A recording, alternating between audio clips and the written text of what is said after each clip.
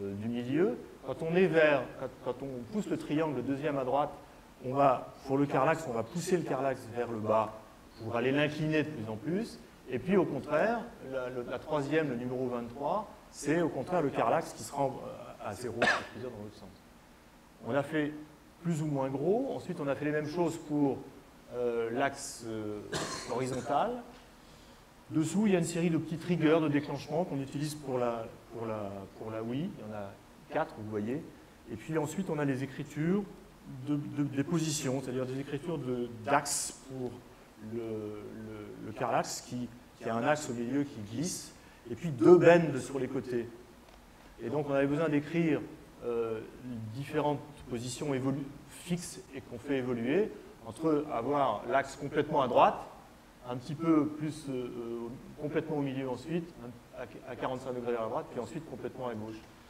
Et on a choisi de rajouter un petit triangle tout à fait en bas pour avoir le bend au bout, c'est-à-dire le fait de jouer rapidement un autre petit contrôleur. Voilà, donc c'est évidemment pas figé puisque ça fait quelques mois, et pour la Wii quelques années simplement. Donc voilà par exemple une écriture rythmique, très rythmique.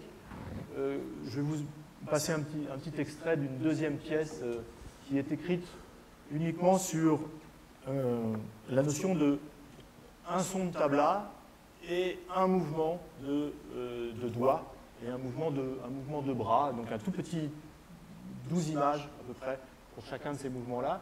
Et donc c'est écrit très précisément, on a choisi de garder la partition traditionnelle à 5 portées et d'écrire les notes mi, fa, sol, la, si, do, ré, mi avec pour les positions, les 8 positions du joystick de la Nunchuk de la Wii et les 10 capteurs de pression du carlax. On double en général, pour comprendre les choses, on double du moteur rythmique lui-même qu'on entend dessous. Et voilà, ça donne donc, par exemple, là-haut, on va jouer le Nunchuk parfaitement au milieu, la Wii tirée vers le haut, la sixième note qui va commencer par le Ré. Et donc on écrit comme ça et ensuite très précisément. Vous allez mieux comprendre quand vous allez entendre ceci.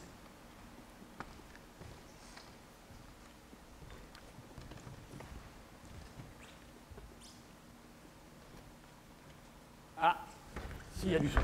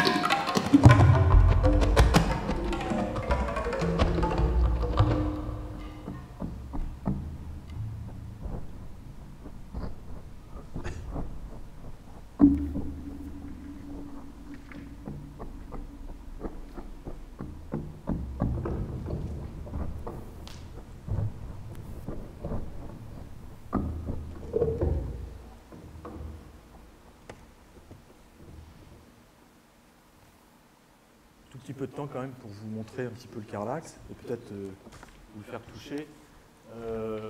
Ce soir, on va jouer donc une musique un peu particulière, dans un esprit un peu particulier, dont je voudrais vous dire un mot, sans dépasser mon temps de parole.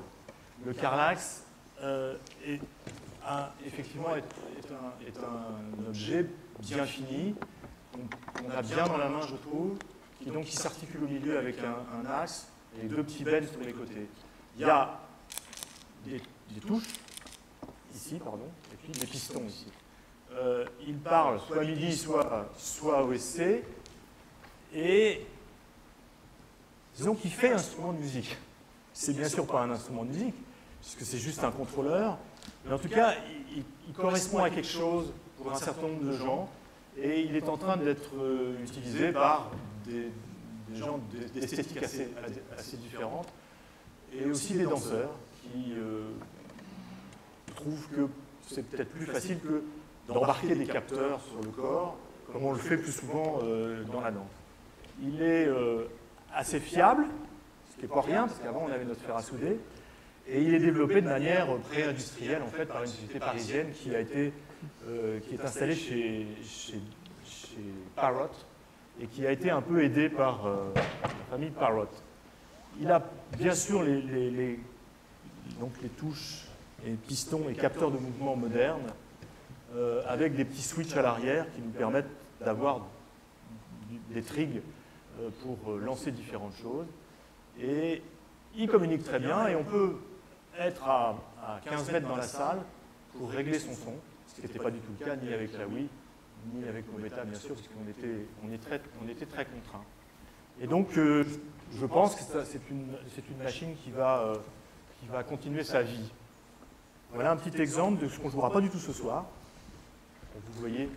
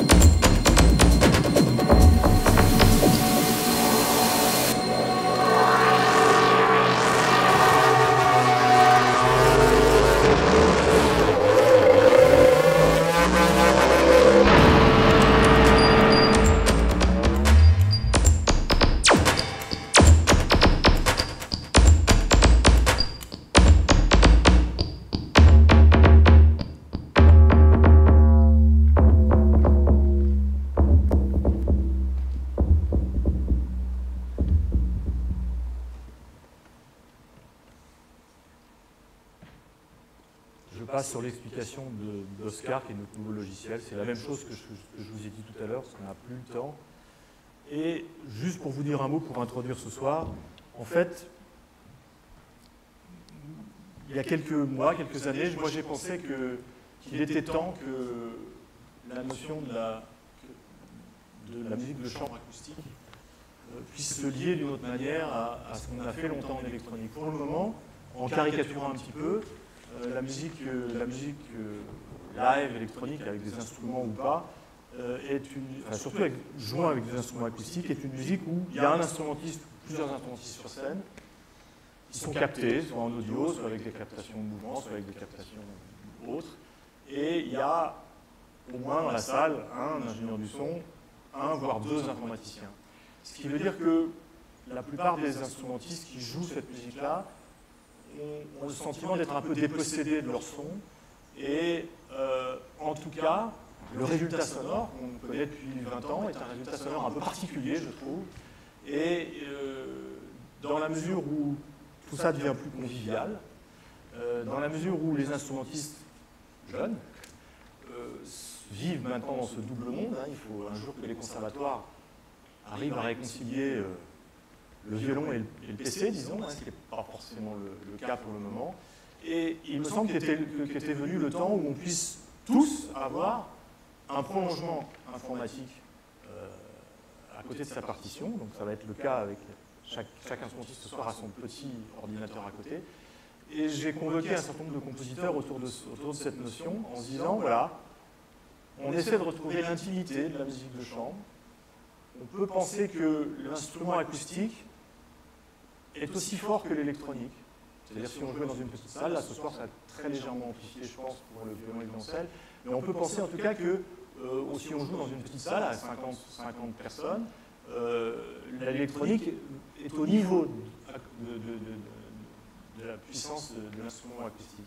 Et du coup, c'est une autre musique qui se développe, c'est une écriture nécessairement très liée entre l'écriture instrumentale et l'écriture informatique. Et il faut bien sûr que les compositeurs qu'on convoque sont des gens qui ont cette double casquette, et même s'ils sont parfois aidés d'un ingénieur pour finir des choses, c'est en général des gens qui bien sûr composent et ont une notion aussi du geste électronique. Le troisième problème étant que si on joue de la Wii ou si on joue du Carax, il faut avoir eu une histoire autour de ça pour avoir quelque chose à dire et ne pas découvrir simplement l'instrument. Donc l'idée de Fabrique Nomade, c'est ça, c'est interroger des esthétiques complètement différentes et c'est bien sûr trouver les solutions techniques pour. Vous voyez que le plateau en fait, sur lequel on va jouer ce soir, il y a 4 haut-parleurs. Ces 4 haut-parleurs sont juste derrière nous, c'est-à-dire c'est une stéréo pour chaque instrumentiste, juste placé derrière nous. Et les instruments, on s'écoute à la fois acoustiquement et aussi électroacoustiquement. Alors les systèmes de captation, avec le violon c'est assez simple, puisqu'on a un micro, un DPA de bonne qualité qui prend le son acoustique, et un piézoélectrique qui vient de temps en temps servir de contrôle sans être perturbé bien sûr par les autres instrumentistes. Donc voilà ce que vous entendrez ce soir dans une pièce aussi une pièce particulière. Il y a pour le moment 2 pièces décrites, on n'a plus le temps de les écouter. La pièce qu'on a fini de travailler, qui va être préfigurée un peu ce soir, est une pièce de Lorenzo Bianchi, qui sera là, qui est assis devant, là. Vous pourrez interroger ce soir. Et je pense aussi que Rémi Dury sera là ce soir, M. Carlax, des gens qui sont intéressés, vous pourrez lui parler. Voilà. Je ne dépasse pas mon temps de parole, à moins que vous ayez une question. On peut les avoir après, je suis là toute la journée. Je laisse la place. Monsieur le maître de cérémonie, je laisse la place à vous. Merci.